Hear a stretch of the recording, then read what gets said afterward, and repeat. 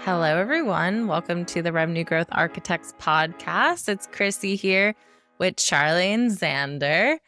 And today we're going to be talking about everyone's hot topic, attribution. We talk about it a lot, but today we're going to be focusing on self-reported attribution and the case for doing it, like all the reasons why you should. I think there's a lot of probably reasons why people want to say why you shouldn't, but we're going to go through why you should think about including self-reported attribution into your data set when looking at what is working and what's not.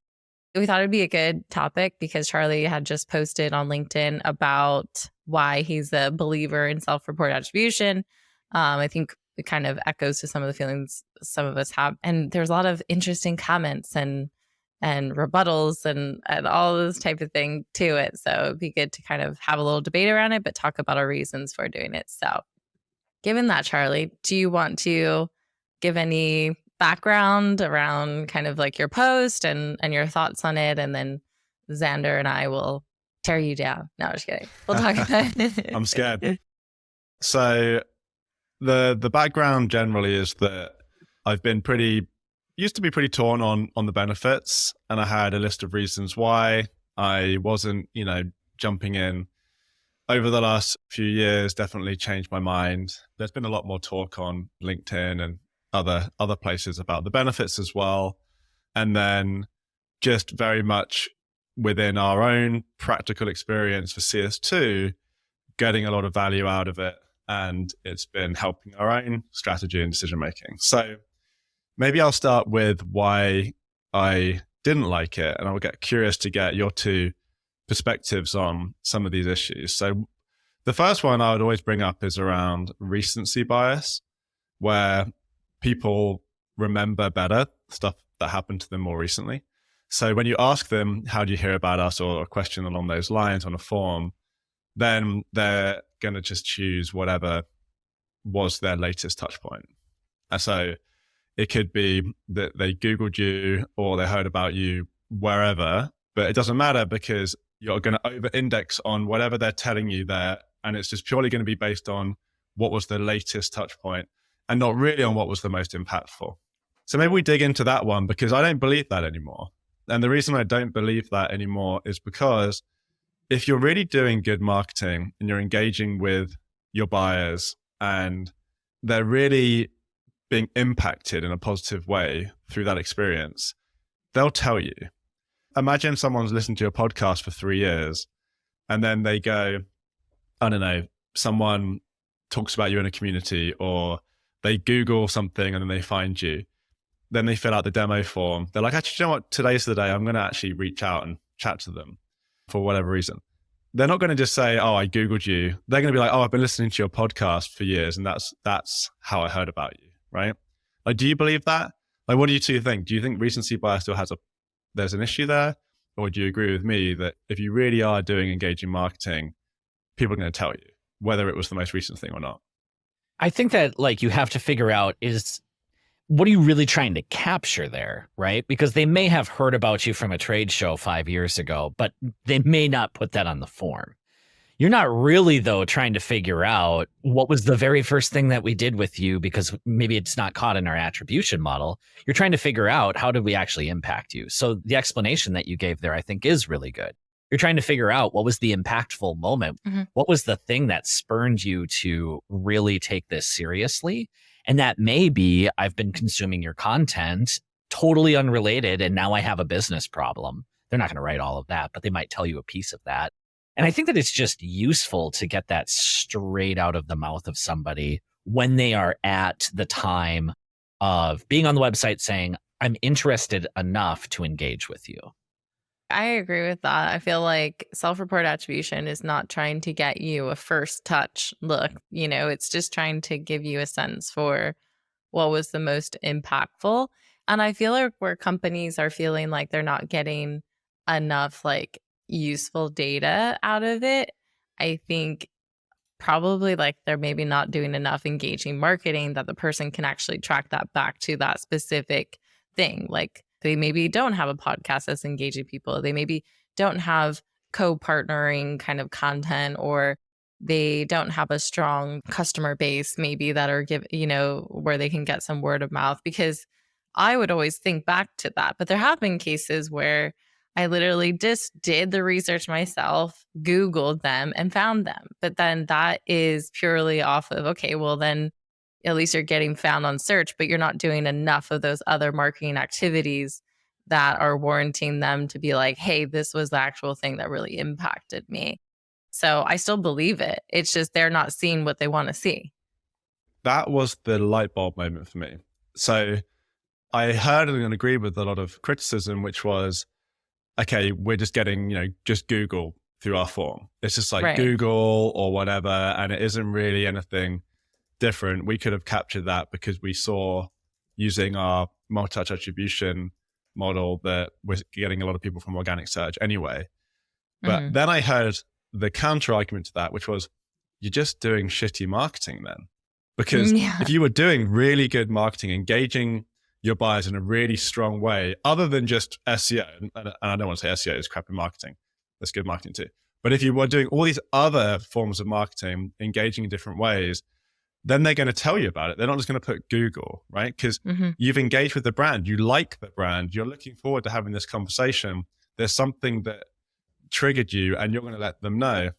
So we bought ClickUp. When did we buy ClickUp? Like a few years ago now. 2 years right? ago. 2 years. Yeah. I first heard about ClickUp from not a billboard, like an advertisement on a bus driving through San Jose. Went by a bus and it was like kind of the one app to rule them all. Or I forget what it was. It was like their branding around, that it can do everything. And I was like, oh, wow. Okay. Yeah, that's kind of interesting. Check them out. I Googled them. I then did some research and then I looked and found, some comparison articles and looked into them. And I saw, okay, this might be better than what we're using now. And we ended up buying them. Now, if you looked at ClickUp's attribution, like if they've got visible or something running and they're just looking at the web touch point, it's going to say I came from organic search. But actually, if they then had a self-reported attribution or like a how did you hear about us on the form when I converted, I would have put in the billboard or like the bus advertisement. If they don't have that, they have no idea that that actually worked. Putting that advert on that bus actually worked and drove revenue. And now we're like a customer for 3 years. So that's really the hole that it's trying to fill, is giving you that information on stuff that's really hard to track. But if you're not doing stuff that's hard to track, like bus adverts and podcasts and communities and some stuff on social, then yeah, of course, everyone's just going to put Google, right? Because that's where most people are actually finding you. But if you're doing all of the other things that are hard to track, then you really should be trying to introduce this to try and understand if that's working or not. Otherwise, you're never going to know. I also think that it's going to change over time, right? So if you're an organization that's been around for a while and you start to get repeat buyers, they leave organizations, they come back. I always think of Sixth Sense for this. Like, I can't tell you how I heard of Sixth Sense because I've used them now in multiple organizations and all of this. And now it's something that I just really enjoy, that I'm an advocate for. So if I was asked that question, it's going to be different than the very first time that I might have filled out a demo request form. And I think that that's also interesting. I think that's also useful information of how are we still relevant to you? Yeah. Yeah, that's an interesting point. I remember when we had an internal chat and someone on our team, Matt, brought this up and he was like, well, Salesforce, what are you going to put? How do I hear about you for Salesforce? I was like, that's an interesting question. The answer is maybe then for some companies, to your point, Xander, it's going to look a bit different, or maybe it's not going to be as useful for like a company that has just been around forever. Everyone already knows. They might not need this, but for a lot of our clients, newer companies, startups, scale ups, actually, one day they weren't known by a large group of people and the next day they are because of all of these marketing activities. That is probably way more interesting to them. The other thing that I think for the startups or kind of the earlier stage companies, especially like the real startup, they don't have enough data anyway to make a big multi-touch attribution model statistically significant, right? So like you need enough data to like want to invest and look at all of these patterns and go, okay, this is actually what's impacting revenue. So a lot of times, we hear from clients that are a lot smaller, they can literally go through a lot of their opportunities and kind of like mark where they came from. And a lot of them doing that is from like talking to the prospect. That's another form of self-reported attribution, like actually gathering it on a sales call. But for them, if they're also adding it to the form, that information is going to have a much bigger impact for that type of organization, knowing kind of like, okay, we only had 10, 20 opportunities this month. Really, where are they coming from? And we're actually, a lot of these people hadn't heard about us maybe 3 months ago. So how did they actually hear about us? So there's definitely an interesting conversation when it comes to the stage of the company. This might have to do with one of your other points that you had, so we can dive into that one. But I was thinking about this a lot too, for the size of the company and where it can be valuable, especially with like building out actual or using an attribution tool can be quite expensive. I feel like self-reported attribution would be like my first place to go, actually. And thinking about like CS2, that's what we do. Like we have self-reported attribution on our form. It's super interesting. Like we literally had someone come through and be like, my kid was on your soccer team, your other kid's soccer team. You would never see that, but on top of it, she was like, oh, I saw you guys on LinkedIn. So you got 2 data points that could never be tracked, but that person came through. And I feel like for a small business where you maybe like don't have the people, the data analysts, or the budget to put in an attribution tool that's going to help you track all the things that are trackable, when you're in this testing phase of doing a lot of marketing that actually isn't even trackable, I would just say, okay, put in self-reported attribution, because a majority of the people that you're going to be coming through are likely going to come through a contact us form, or you can get them through things like events and things like that as you're building your brand. But I feel like that's an easy kind of win as well, to just give you that data without having to have all these operational big lifts to actually get you the normal attribution data.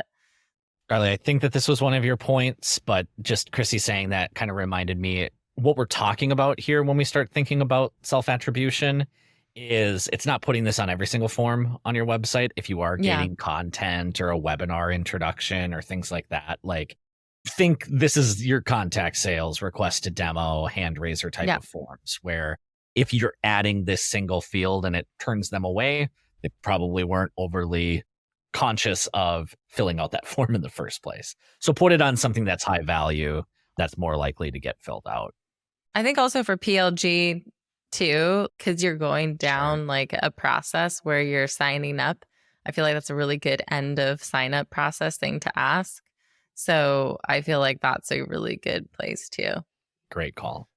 Yeah, to the form side, 100% just on hand raiser forms. My issue in the past used to be is adding friction. But if you are adding to only hand raiser forms, then and someone's bouncing because there's one more field, then they're not ready, right? If someone's coming to contact sales and it's like, I'm ready to buy. Oh, there's one extra field that I don't want to fill out. I'm not ready to buy. Then they're just going to waste your sales team's time anyway. Yeah, like, and I it's think, asking me why I'm interested. They should want to tell you why they're interested. Yeah, I mean, I think in marketing, we're kind of a little bit, especially when it comes to hand raisers, we go a bit too far, Yeah. Like actually, if I'm running a business, like I think about CS2, I don't want everyone that comes to our site to fill out a contact us. I mean, I handle all of our sales. It would just completely waste all of my time. I only want people to come through the contact sales if they're really interested in working with us. Mm-hmm.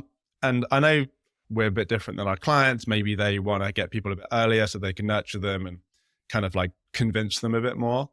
But at the same time, if someone is bouncing just from there's one extra field, then they're not a good prospect. They're just really not. Yeah. We shouldn't worry about that. What are some of the other points, Charlie, that you had on there? It was kind of on there, but I think I want to elaborate on it. So the issue with not doing this, I think is really interesting to explore, because often marketing, kind of what I was just talking about there, we have an obsession with landing page optimization. We also have an obsession with tracking things, right? And then often you lean into doing the marketing that's most easily tracked. So if you think about social, for example, and a LinkedIn strategy, And actually, most social platforms don't want you to post links for people to leave the platform. So if you're thinking about your social strategy and going, we want to be able to get people to come to our website and fill out a form so we can capture their information from our social strategy, because we want to be able to track it and see how many leads are we getting from, LinkedIn, and how many leads are we getting from Facebook. And I'm talking about organic social strategy. You're doing that. That's not going to work that well, because those posts aren't going to be promoted as much in those platforms. Even the people on LinkedIn don't want to have to click and go off and fill out a form, right? Right. So if you're leaning in and only going, okay, all I want to do is stuff that's easily tracked, then you're just not going to do that good of a job on social.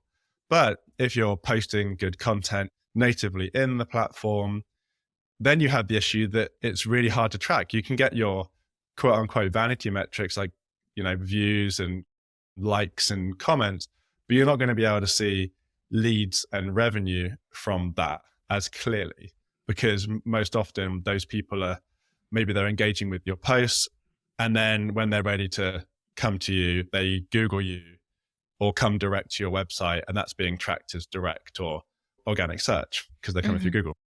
To be able to get that connection, you need to ask them, how do you hear about us? If you're doing a really good job on LinkedIn, for example, they'll tell you LinkedIn, and now you have that data point to go, okay, our social strategy is working. Even if we don't have direct attribution using our software-based attribution tools, I can see XYZ amount of pipeline self-reported that they were engaging with us on LinkedIn. So it fills that gap. Then it's important to fill that gap, because what gets measured gets managed. And if you have that gap and you're not tracking it, then often your marketing team might not want to do the actual good marketing that's going to lead to results. Yeah, I agree with that. Disagree? I agree. No, I agree with that. I think it's good too. There's more evangelism on that point being done to kind of inform marketers and hopefully CEOs and boards and things like that, because I think we talk about it a lot on this podcast, but there's been this over index, especially driven by companies are just selling the tools to do it. But you can create, report on ROI. You can be so scientific in what's, working from marketing and sales, stuff like that. And I'm not saying we throw out our traditional forms of reporting. I'm just saying you need to realize there's a lot of things that can't be tracked, but you still should do them. So having a way to try and track that is a good option, and it's something that could be supplementary, and I could think it could be really useful. I think really useful too now more than ever, because I think all the traditional trackable tactics that everyone was doing don't really work very much. People are really numb to them. People don't engage in that way. People don't buy tools in that manner anymore. And so we're kind of now being forced to do that, let alone issues around cookies and things like that. And can you actually track the buyer the way that you want to?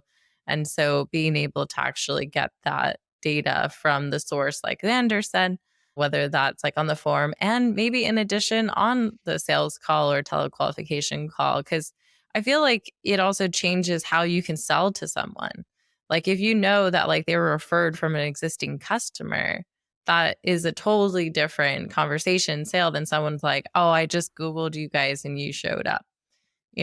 One, I'm going to be way more bullish on the one who was a referral and engage them. And also, hey, go thank the customer and, see what else that you can do to make those customers who are referring you, maybe put a program around that. So yeah. And that was a comment actually on the post. Someone mentioned about giving some context to sales. And so I didn't actually have that on my post, but being our salesperson at CS2, I use that all the time. And to exactly your point, depending on what people put in there, I might prep differently for the call. I'll come in with maybe a different energy to the call, because if someone's been referred by someone they work with, then you can kind of skip over some of the trying to convince them stuff that you might do with someone who maybe just Googled you.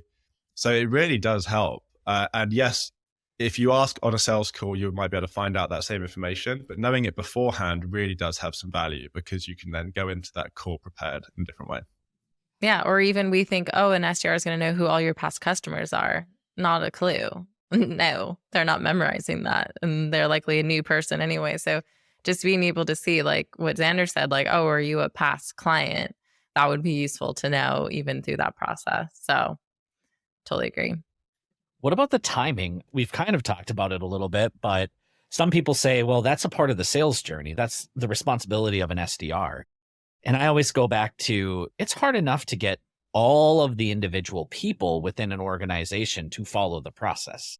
So if we're adding a step saying, okay, we want to capture how they heard about us and we want it documented in a clean, concise way, and we want to make sure that it's not a telephone game, it's really hard to do. I think that it needs to be a part of the sales process, but to rely on it from a self-attribution perspective and like hope to build out reporting and optimization against it, I feel like just relying on the sales process and then the salesperson's like data capture mechanism is very risky. What do you guys think? Yeah. 100% agree. I think one of the comments on my post was around asking them on the call would be better, and then asking questions about the customer journey. So I'm going to go buy, I don't know, Gong, and I go to their website and I want to hear about the product. I've got loads of questions, and they spend like 15 minutes asking me like, how did you hear about us? Like, what marketing do you like? And take me through your customer journey. I'm gonna be like, wait, this is all information only for you. You're not doing anything for me here. Right. You know, you're not even asking me discovery questions around like my pain points and stuff to help you figure out if this is the right solution. This is purely just like trying to get some marketing data on me, completely wasting my time. I get it, maybe a little chit chat at the beginning. Oh, how do you hear about us? Whatever. But Yeah. going really deep into it and No. kind of asking loads of questions, no. And that's kind of No. I agree with your point, Xander. And then relying on sales to do that every single time, doing it in the right way, doing it without putting off the prospect. I mean, yes, I think we should encourage sales to do it, but we can't rely on them. I think having both. I hate it when LinkedIn turns into this binary, like, this is the only way to do it, or this is the only way to do it. It's like, no, it's like, do both. And Yeah. also do software-based attribution, and also have like your lead source stuff set up and have your funnel metrics. Like, all of this is useful information that's going to help you understand what's working, what's not working. They all have their pros and cons. Let's just be okay that you need to experiment with all of this stuff to get a good picture of what's going on. Like, we're not trying to win a competition on what's the best attribution model here. Yeah. Mm-hmm. All right. So I think that is about it. So thank you everyone for joining us on the Revenue Growth Architects podcast. If you have any issues with what we were talking about, if you have any feedback, if you have any questions, you can message us and we'll get back to you on that. And we're looking forward to seeing you on the next episode of the podcast. See you there.